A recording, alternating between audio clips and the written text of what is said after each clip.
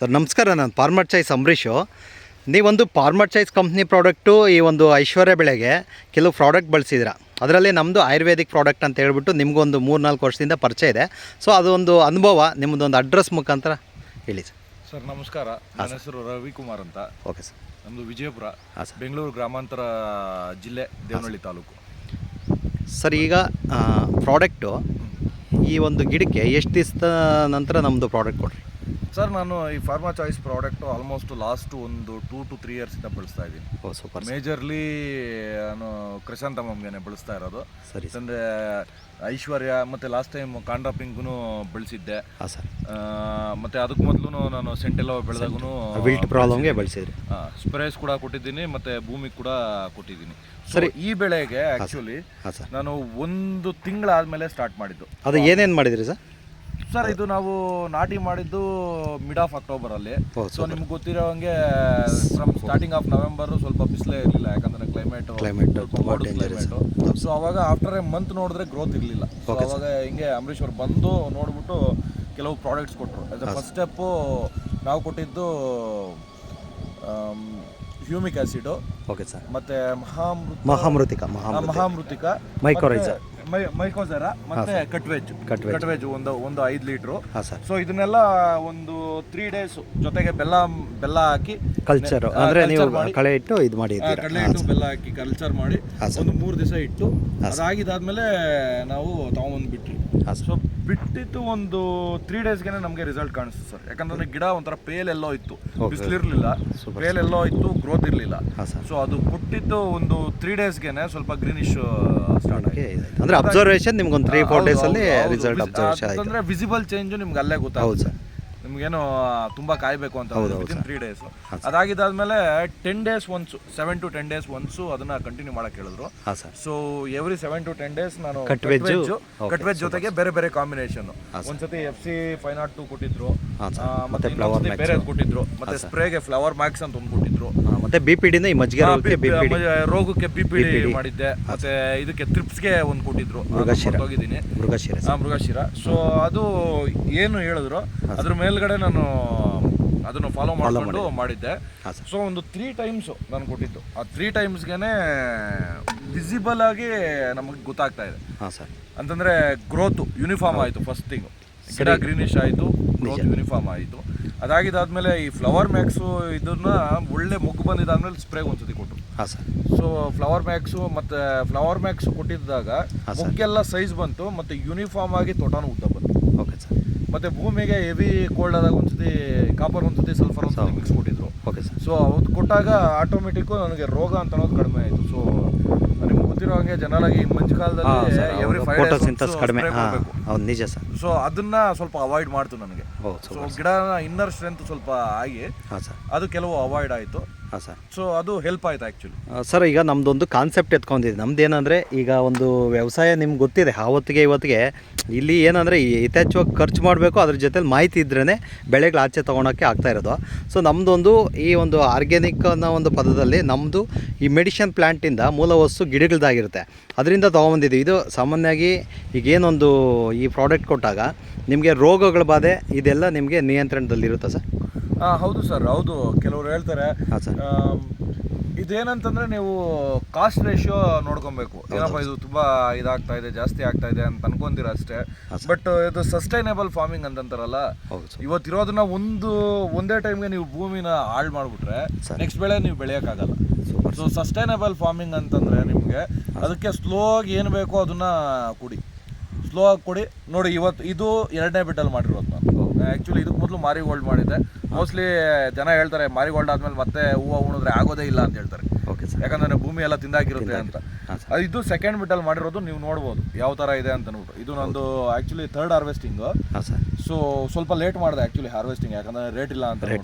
ನೀವು ನೋಡ್ಬೋದು ಯಾವ ಥರ ಇದೆ. ಇವತ್ತು ಒಂದು ಗಿಡಕ್ಕೆ ಕೊಯ್ದ್ರೆ ಯಾವ ಥರ ಕಾಣಿಸ್ತಾ ಇದೆ ಅಂತ ಅಂದ್ಬಿಟ್ಟು. ಅಂದರೆ ಎಷ್ಟು ಕೊಯ್ಲಾಗಿದೆ ಸರ್? ಸರ್ ಇದು 3ನೇ ಕೊಯ್ಲು. ಆ್ಯಕ್ಚುಲಿ ಇವತ್ತಿಗೆ ಒಂದು 5ನೇ ಕೊಯ್ಲು 6ನೇ ಕೊಯ್ಲು ಆಗಬೇಕಾಗಿತ್ತು. ನಾನು ರೇಟ್ ಇಲ್ಲ ಅಂತ ಲೇಟ್ ಮಾಡಿದ್ರೂ ಹೂವು ತಡೆದಿದೆ ಸರ್. ತಡೆದಿದೆ.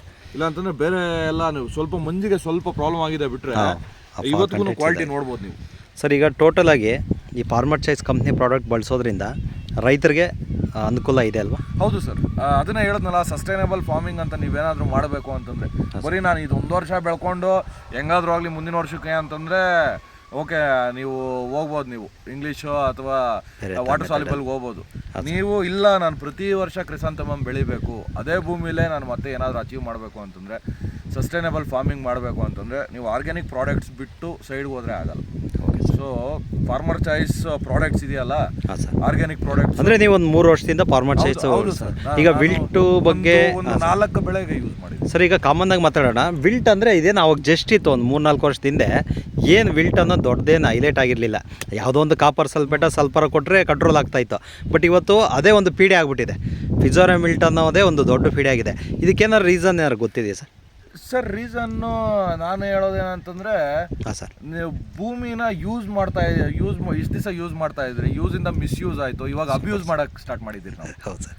ಸೊ ಅಬ್ಯೂಸ್ ಮಾಡಿದಾಗ ಏನಾಗುತ್ತೆ, ಅದಕ್ಕೆ ತಡ್ಕೊಳೋ ಅಂಥ ಶಕ್ತಿ ಎಷ್ಟು ದಿವಸ ಇದೆಯೋ ಅಷ್ಟು ದಿವಸ ತಡ್ಕೊತು, ಇವಾಗ ತಡ್ಕೊಳೋ ಶಕ್ತಿ ಇಲ್ಲ.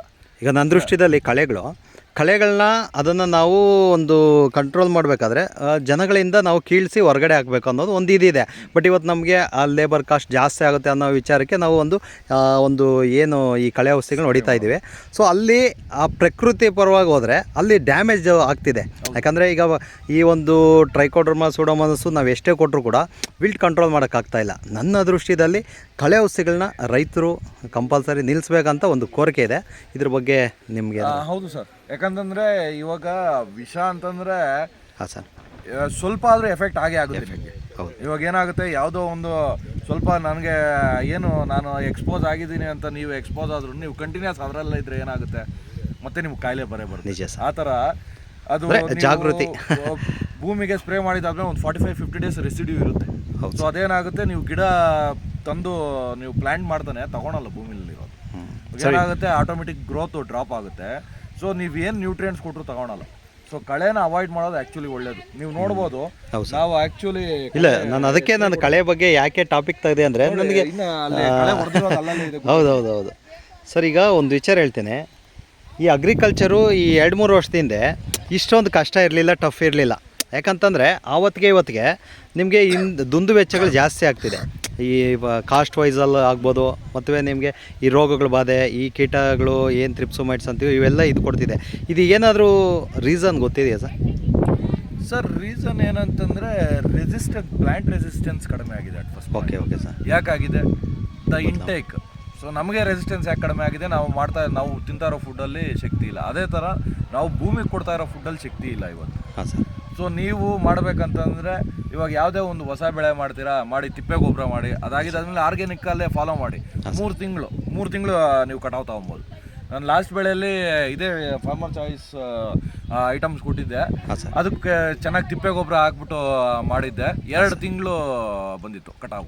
ಅಂದರೆ ಇಳುವರಿ ಕೂಡ ಚೆನ್ನಾಗಿದೆ, ಮತ್ತೆ ರೋಗ ಬಾಧೆ, ಕೀಟ ಬಾಧೆ ಎಲ್ಲ ಕಡಿಮೆ ಆಗಿದೆ. ನೀವು ಗ್ಯಾಪ್ ಕೊಡಬೇಕು ಕರೆಕ್ಟಾಗಿ, ಭೂಮಿಗೆ ರೆಸ್ಟ್ ಕೊಡಬೇಕು. 2-3 ಮಂತ್ಸ್ ರೆಸ್ಟ್ ಕೊಟ್ಟು, ಸೂಪರ್ ಸರ್, ಬಿಸಿಲಿಗೆ ಭೂಮಿ ಒಣಗಿ ಇವೆಲ್ಲ ಮಾಡಿದ್ರೆ ಕರೆಕ್ಟಾಗಿ ಬರುತ್ತೆ. ನಾನು ಹೇಳಿದ್ನಲ್ಲ, ಯೂಸ್ ಮಾಡ್ತಾ ಇದ್ರಿ ಇಷ್ಟು ದಿವಸ, ಮಿಸ್ಯೂಸು, ಇವಾಗ ಅಬ್ಯೂಸ್ ಮಾಡಕ್ಕೆ ಸ್ಟಾರ್ಟ್ ಮಾಡಿದ್ಮೇಲೆ ಭೂಮಿನ ನಾನು ನೆಕ್ಸ್ಟ್ ಇನ್ನೊಂದು 3 ದಿವಸಕ್ಕೆ ಇನ್ನೊಂದು ಬೆಳೆ ಇಟ್ಟರೆ ಅದಕ್ಕೆ ರಿಕವರಿ ಟೈಮ್ ಸಿಗ್ತಾ ಇಲ್ಲ. ಓಕೆ ಸರ್, ಟೋಟಲಾಗಿ ನಿಮ್ಮೊಂದು ಈ ಒಂದು ಕಾನ್ಸೆಪ್ಟು ತುಂಬ ಚೆನ್ನಾಗಿದೆ. ಅದರಲ್ಲಿ ಬೇರೆ ನೀವು ಒಂದು ಇಂಜಿನಿಯರಿಂಗ್ ಪದವೀಧರರಾಗಿ ಒಂದು ಕೆಲಸ ಮಾಡಿಕೊಂಡು ಅದ್ರ ಜೊತೆಯಲ್ಲೂ ಇನ್ನೂ ಒಂದು ಮಾರ್ನಿಂಗ್ ಒಂದು ಡ್ಯೂಟಿ ಮಾಡ್ತಿದ್ದೀರಾ, ಅದನ್ನು ಮುಗಿಸ್ಕೊಂಡು ಇಷ್ಟೊಂದು ಒಳ್ಳೆ ಬೆಳೆ ಬೆಳೆದಿದ್ದೀರಾ. ಇದು ನಮಗೂ ಕೂಡ ತುಂಬ ಸಂತೋಷ ಆಯಿತು. ಯಾಕಂತಂದರೆ ನೀವು ಈ ಭೂಮಿ ತಾಯಿ ಮೇಲೆ ಇಟ್ಟಿರೋಂಥ ಪ್ರೀತಿ ತುಂಬ ಚೆನ್ನಾಗಿದೆ. ಸಾಧ್ಯವಾದಷ್ಟು ರೈತರಾಗ್ಬೋದು ಅಥವಾ ಸಾರ್ವಜನಿಕರಾಗ್ಬೋದು ಒಂದು ಮರ ಗಿಡ ಬೆಳೆಸಿ ಆ ಭೂಮಿ ತಾಯಿನ ಒಂದು ಕಾಪಾಡಬೇಕನ್ನೋದು ಒಂದು ಈ ವಿಡಿಯೋ ಮುಖಾಂತರ ನಾನೊಂದು ಕೋರಿಕೆ ಸಲ್ಲಿಸ್ತೀನಿ. ತುಂಬ ಧನ್ಯವಾದಗಳು ಸರ್. ಒಂದು ಒಳ್ಳೆಯ ಉತ್ತಮವಾಗಿ ನೀವೇ ಕರೆದು ಒಂದು ವಿಡಿಯೋ ಕೊಟ್ಟಿದ್ದೀರಾ, ನಮಗೆ ತುಂಬ ಅನುಕೂಲ ಆಯಿತು. ಭಗವಂತ ನಿಮಗೊಂದು ರೇಟ್ ವಿಚಾರದಲ್ಲಿ ಆ ಫ್ಲವರ್ಸು ಒಂದು ಸ್ವಲ್ಪ ರೇಟ್ ಹೋಗಲಿ ಅಂತ ನಾನು ಕೋರ್ಕೊತೀನಿ. ಈ ಒಂದು ವಿಡಿಯೋನ ನಾನು ಶೇರ್ ಮಾಡ್ಕೊತೀನಿ sir. Thank you sir. Thank you.